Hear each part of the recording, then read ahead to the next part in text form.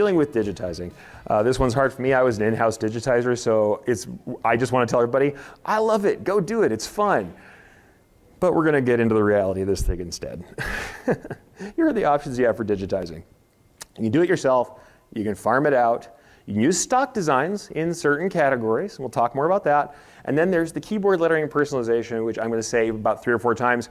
Everybody, you need to have good lettering software and software that can manage to put a couple designs together and put lettering on it. No matter what you do, no matter who digitizes for you, editing and lettering, just get it. I'll talk about it twice, at least. But these are 3 truths about digitizing that I had to come to the hard way. Number 1, you can be a successful embroiderer without digitizing in-house. I fought this one tooth and nail because of how much I like to be the in-house digitizer. But that same woman I told you about who's about to retire, who's been doing this for 30 years, never touched digitizing until the last 6 months. She never digitized a single thing and was incredibly, spectacularly successful in her business. Now she's doing it. Why? Because now it's a hobby. Because she wants to do something creative now that she's going to have time. So you can be a successful embroiderer without digitizing in-house ever. Also, you can, and I say should, learn to digitize while you're still outsourcing the bulk of your work. If you do want to bring it in for the good reasons I'm going to outline later, bring in work, have somebody do difficult stuff, and if it runs well, watch it run, analyze it, write things down, tear it apart, and learn for yourself how they did it. And it's totally fine to outsource while you're learning because you want to keep profit coming in, keep embroidering while you learn to digitize. And once again, like I said, over and over, I'm going to hammer on this. Those who choose not to digitize should still learn how to customize and personalize. You shouldn't be waiting for a name drop from someone.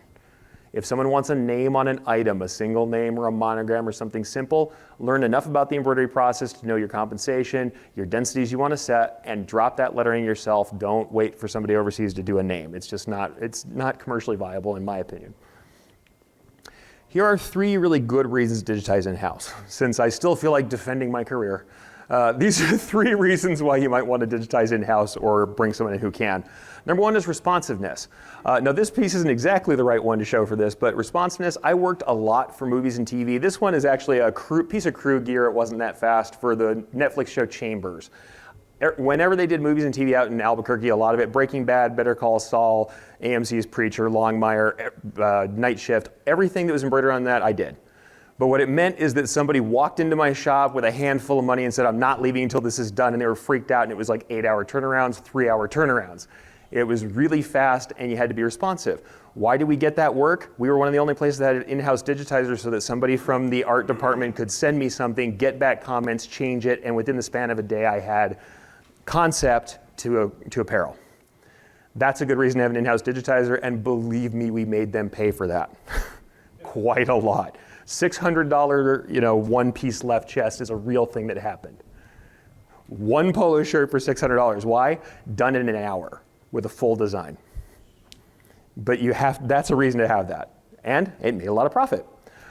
Creativity. If you want to do something that is a little different and you can't just discuss with this overseas digitizer, you're like, okay, I want some texture different here. I want to do something different here. I want to carve these pieces here. They don't often do that. You send them art, you get back what you get, and then maybe you can start making some tweaks, and often it takes a long time. So creativity, if you want to do something really creative, the one thing about this piece, originally this was done by somebody else, and they took all of the red that was in here. It was one flat fill with a horizontal angle on it. I came back in and carved every little aorta and ventricle and did all this shading and stuff. Why? Because they really wanted to impress the people over at Netflix as they were bringing the studio back into Albuquerque. Creativity like this is sometimes hard to achieve when you're working with somebody off-site who doesn't know what you're talking about. If you get a good rapport with them, you can get there, and we'll talk about that again later. But creativity is a good reason to bring it in.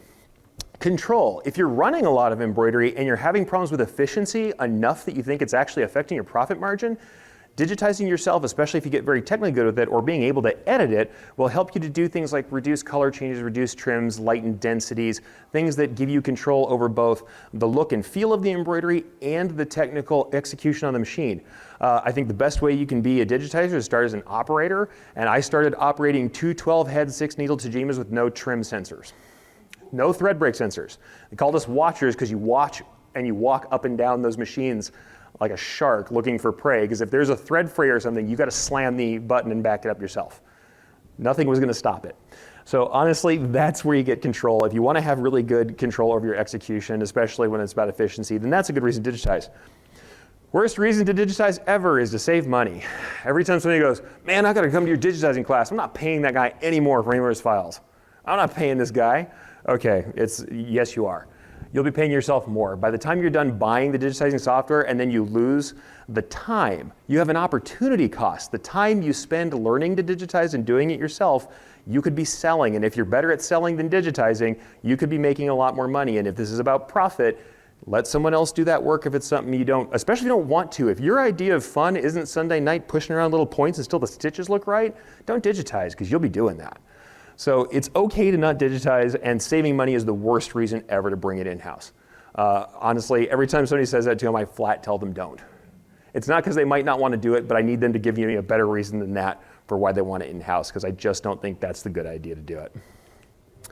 So outsourcing digitizing, totally a fine thing to do. You should remember these things. Balance the cost and the quality. Not all costs are out of pocket. If you have a digitizer that you're paying $5 to for your left chest, but every time they send it in, you've got 2, 3, 4 edits, you've got thread breaks, you're always doing the same edit. What I love, I'll have somebody say, oh yeah, I've got the greatest digitizer. I get it in, I edit all the extra trims out, and then I clean it up a little bit, and I blow it up by 5%, and then the density's about right, and then I can run it every time. Like, okay, how much time did you spend on all that editing and messing around? And maybe if you spent $10 instead of 5, 15, 30, maybe you worked with somebody who you can talk to that you wouldn't have to do that anymore.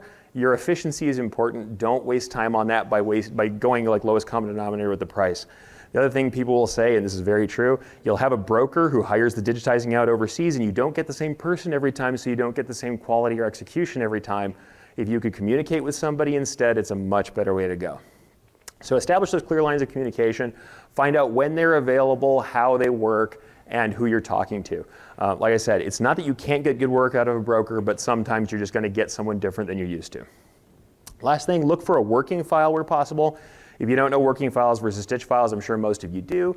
But a work file essentially is going to have the drawn objects that we draw as digitizers to make things work, where the software will automatically fill this stuff in. Why do we want that? Small edits, you can actually pull points on it like you would on a vector, and it will refill with stitches again. Otherwise, on the other side, you get only a stitch file. If there's a problem with it, you're grabbing individual stitches and moving them, or painting a group of stitches and moving them around if you have to edit, and it's a tremendous pain. So if you can, you want a working file, and you want to have them work in the same software you choose to buy. That's the best way you can do it. It's not always going to happen, and it's not always incredibly necessary, but if you can set yourself up like this, if you don't already have a digitizer, good thing to remember. Get that working file as much as you can. Stock designs, mixed bag. If you ask me about stock designs, I'm going to say I wouldn't buy a big collection of stock because it was absolutely not useful for me. I've probably used as many stock designs as I can put on both my hands full of fingers. 10 stock designs in my life, maybe did I use in any major jobs. They're not as useful for B2B because everybody's going to bring a logo. You don't want to stick a stock item in a logo. Even if it's close, don't do it. Logos are custom. Must be kept roughly at the original finished size. Even with software that processes density pretty well, the truth of the matter is digitizers make different choices about what kind of stitch types they use and how close together items are when they have different sizes, about 15–20%, and you're probably getting into a choice where someone might have chosen a different kind of outline or a different kind of shading method.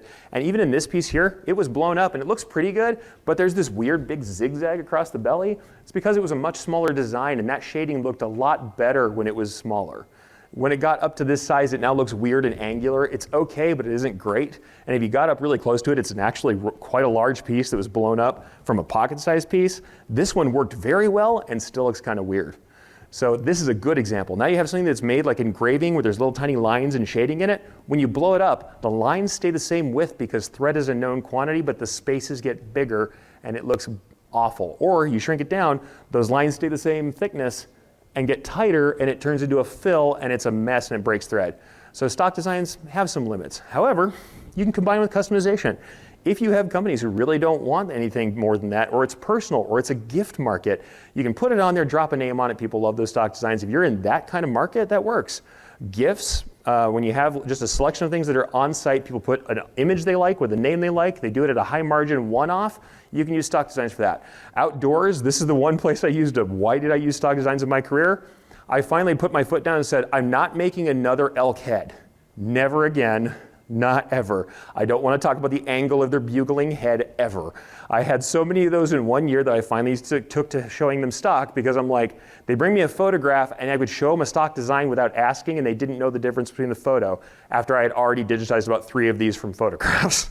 I was like, all right, outdoor market, show them some samples ahead of time and tell them how much cheaper it can be. Don't spend all your time doing that when you could be doing work that makes money. At sports and clubs, sometimes you'll find that they want a generic icon with some text above and below, varsity type stuff. You can use it for that, but even then, these days, everyone has a mascot right down to the littlest team you have, and they're really pretty passionate about it, so you're probably gonna digitize most of that or have it done. However, customization keyboard lettering, everyone should be doing this. You need to have composition software, and all that means is where you can put more than one design together and put text above or below. You need something like that. You need to be able to do name drops. If you do lots of team naming and uniforms, you should look for a software that probably has some function for that, so you can drop in a list of names and it'll set them up for you. That's really great.